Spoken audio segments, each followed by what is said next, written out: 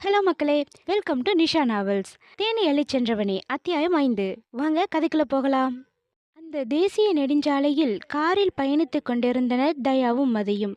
மதி உள்ளுக்குள் சத்தமில்லாமல் குமுறிக் கொண்டிருந்தாள். நடக்கின்ற எதையும் தடுக்க முடியாமல், அதைவிட தடுக்க வழி இல்லாமல் அமைதியின்றி தவித்து போனாள்.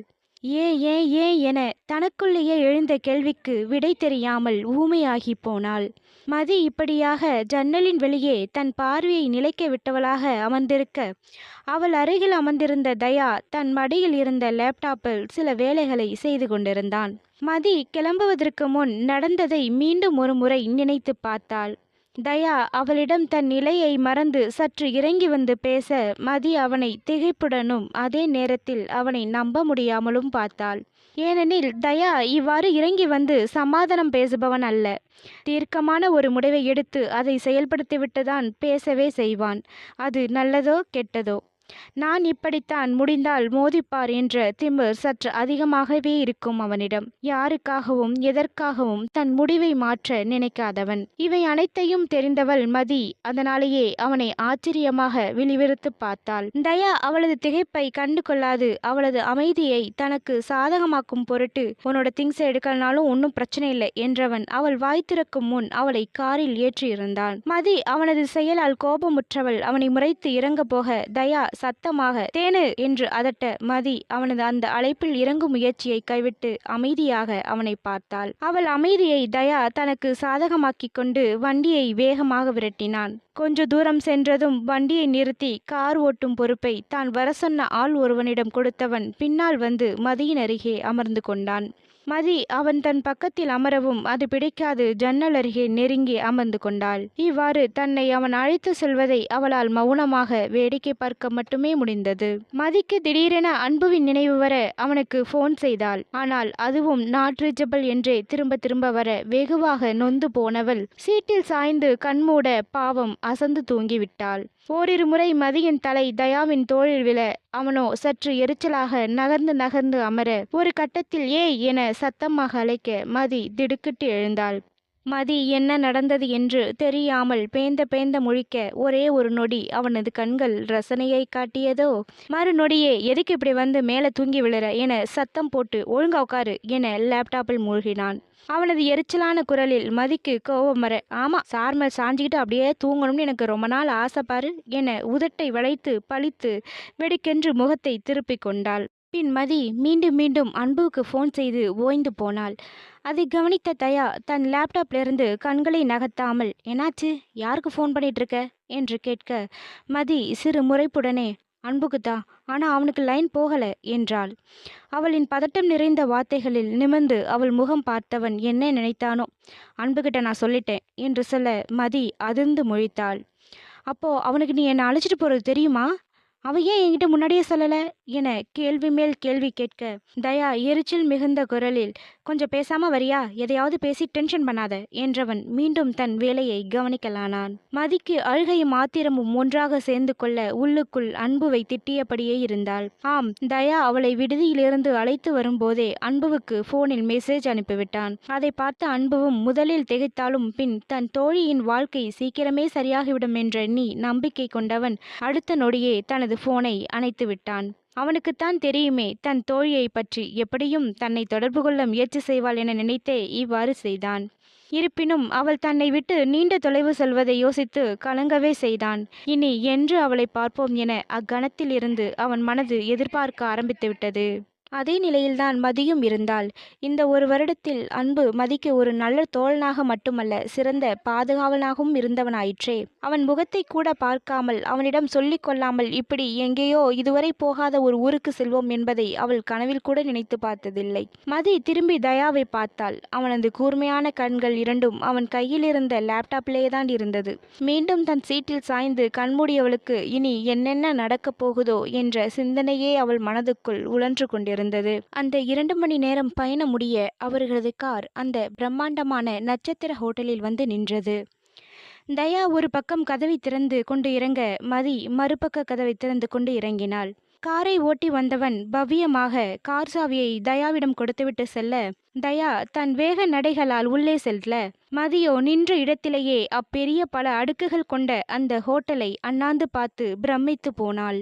மதி தன் பார்வையை சுற்றிலும் சுழலவிட்டபடி பார்த்திருக்க, முன்னே சென்ற தயா ஒரு நொடி பின்னால் திரும்பி பார்க்க, அவளோ அங்கேயே வேடிக்கை பார்த்து கொண்டே இருப்பதைக் கண்டு பல்லை கடித்தவன் அவளிடம் வந்தான். ஏய் என்ற அதட்டலில் மதி திடுக்கிட்டு அவனை பார்க்க, தயா இங்கென்ன வேடிக்கை பார்த்துட்டே இருக்க, வா என சற்று மெதுவான குரலில் சீறியவன் அவள் கையை பிடித்து அழைத்து இல்லை இல்லை இழுத்து சென்றான்.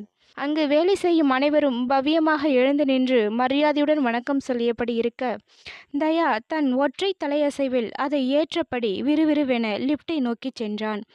மதி அதை ஆச்சரியமாக பார்த்தபடியே சென்றாள்.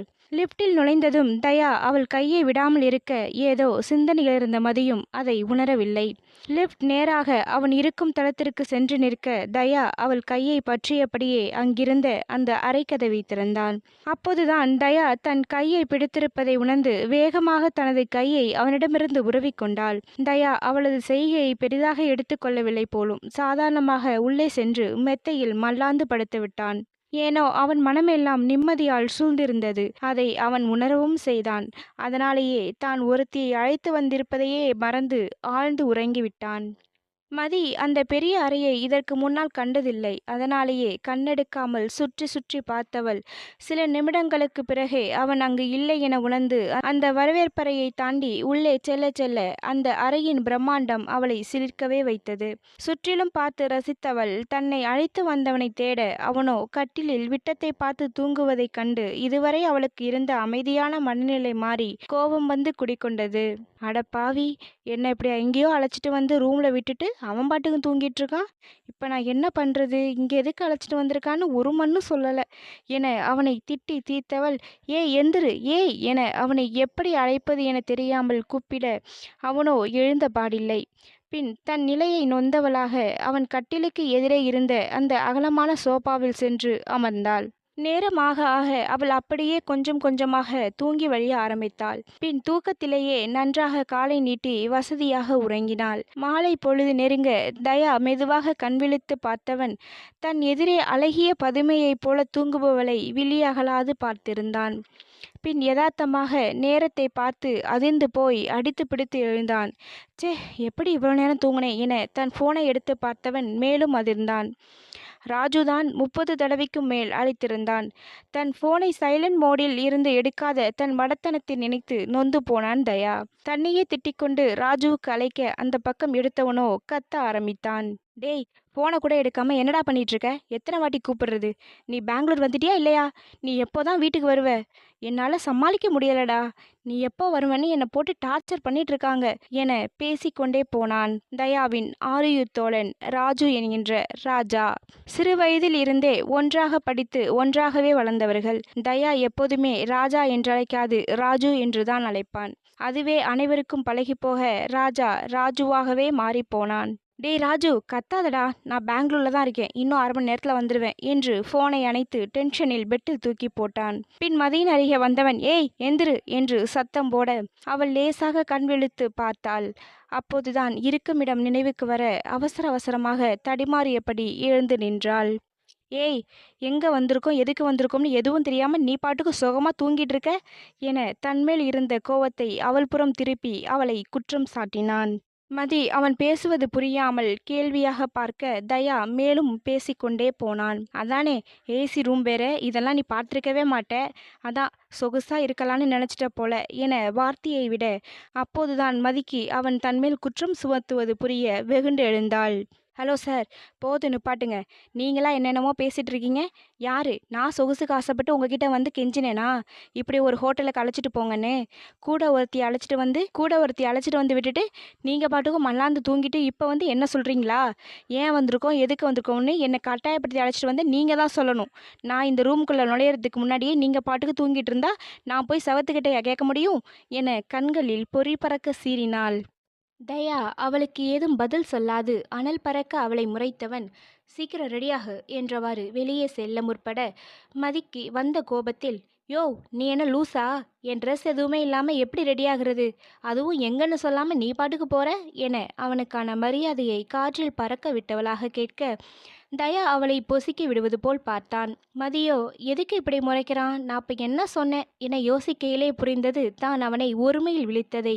அவசரமாய் தன் நாக்கை கடித்து கொண்டு சற்று பயந்து போனவளாக அவனை பார்க்க, அவனோ யாருக்கோ ஃபோனில் அழைத்து எதுவோ சொல்ல, அடுத்த 5 நிமிடத்தில் ஒருவன் வந்து 5-6 பார்சலை கொடுத்துவிட்டு சென்றான். தயா அதை மெத்தை மீது தூக்கி போட்டவன், இதில் உனக்கு தேவையான எல்லாம் இருக்கு, சீக்கிரம் கிளம்பு என்று விட்டு வெளியேறினான். மதி போனவனை மனதில் பொறுமியபடி அவற்றை எடுத்து பார்த்தாள்.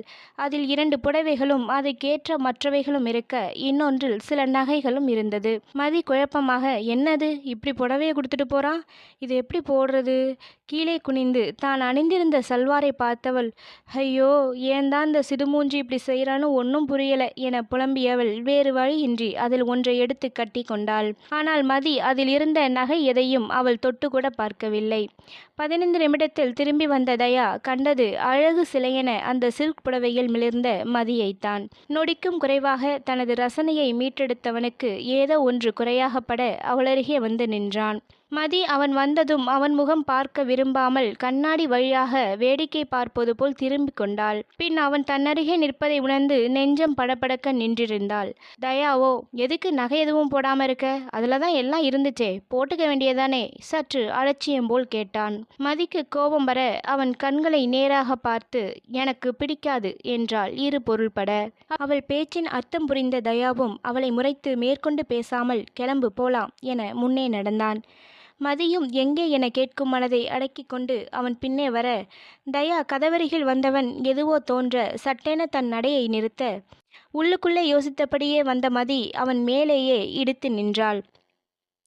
தயா அவளை முறைக்க, மதி இல்லை அது நான் அப்படியே கவனிக்காம என தயங்கி கொண்டே பேச, அவனோ அவள் தயங்கி பேசுவதை பொருட்படுத்தாது அவளின் கழுத்தருகே கையை கொண்டு போனவன் சற்று தயங்கினாலும் அவளது ஜாக்கெட்டின் ஓரம் மறைத்து வைத்திருந்த தாலியை நன்றாக எடுத்து போட்டுவிட்டிருந்தான். மதி அவனது செயலில் திகைத்து மூச்சுவிடவும் மறந்து அவனையே பார்த்திருந்தாள். அடுத்த பாகத்தில் சந்திப்போம். நன்றி.